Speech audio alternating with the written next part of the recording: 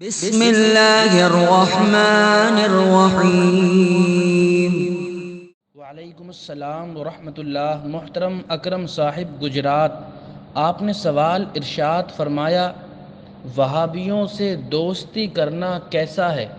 ہم نے منع کیا تو ہمارے ساتھ کھڑے کچھ لوگوں نے کہا کہ ان سے دوستی کرنے میں حرج ہی کیا ہے، وہ تو حضور علیہ الصلاۃ والسلام کو بھی مانتے ہیں، صحابہ اکرام کو بھی مانتے ہیں، تو پھر ان سے دوستی یا تجارت کرنے میں حرج کیوں ہے؟ جواب: محترم، مجھے آپ یہ بات بتائیں، آپ جانتے ہیں وہابی کس کو کہتے ہیں؟ وہابی الگ ہیں،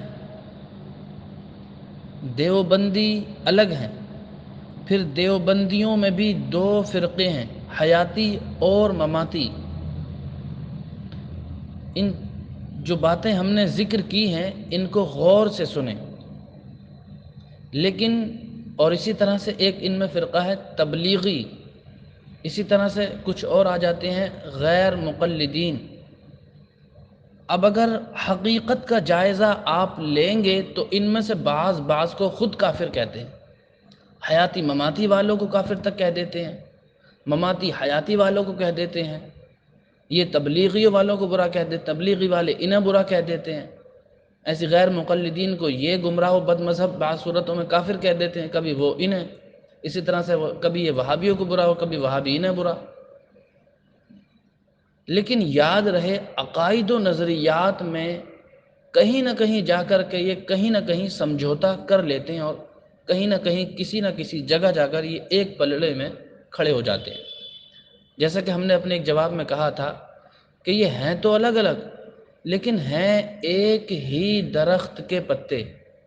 کوئی ٹہنی موٹی ہے تو پتے موٹے ہیں، بڑے ہیں، کوئی ٹہنی چھوٹی ہے تو پتے چھوٹے ہیں اور ہرے ہیں۔ سمجھ آ رہی ہے بات؟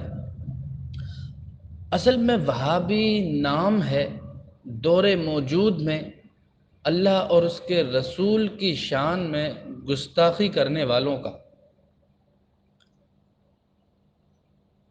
تو اسی سبب سے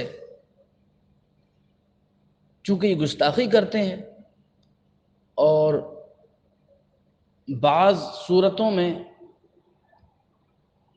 توہین رسالت کر جاتے ہیں، تو اس سبب سے انہیں کافر مانا گیا۔ علماء حرمین شریفین، علماء مصر، علماء ہند و پاک نے ان کو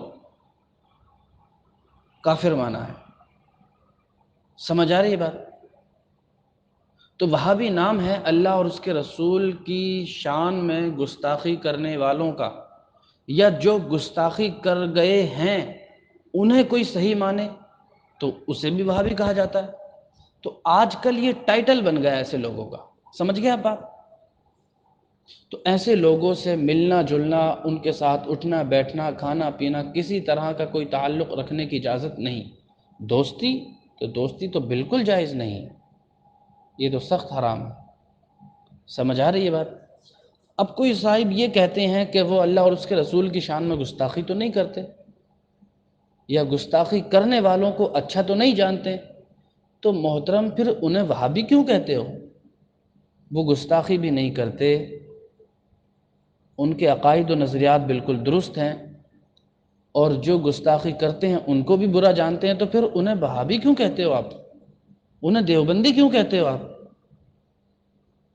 عجیب فلسفہ تراشا ہوا ہے کہ وہ ایسے ہوتے ہیں، وہ تو حضور کو بھی مانتے ہیں، اللہ تعالیٰ کو بھی مانتے ہیں، صحابہ اکرام کو بھی مانتے ہیں، تو ان سے دوستی کرنا جائز کیوں نہیں ہے؟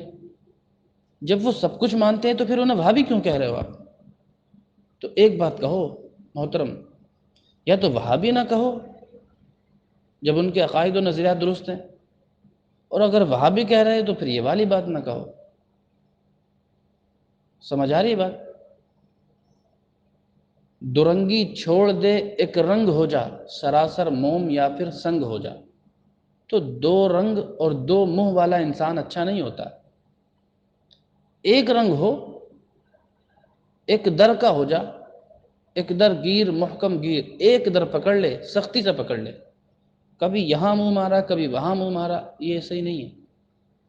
تو جو بھی ہو پکے اور مضبوط بنو، مذبذب اور صلح کلی، تھالی کا بیگن ادھر ہوئے تو ادھر لڑک گئے، ادھر ہوئے تو ادھر لڑک گئے، یہ مت بنو۔ امید ہے بات آپ کی سمجھ آ گئی ہوگی، باقی واللہ تعالیٰ اعلم۔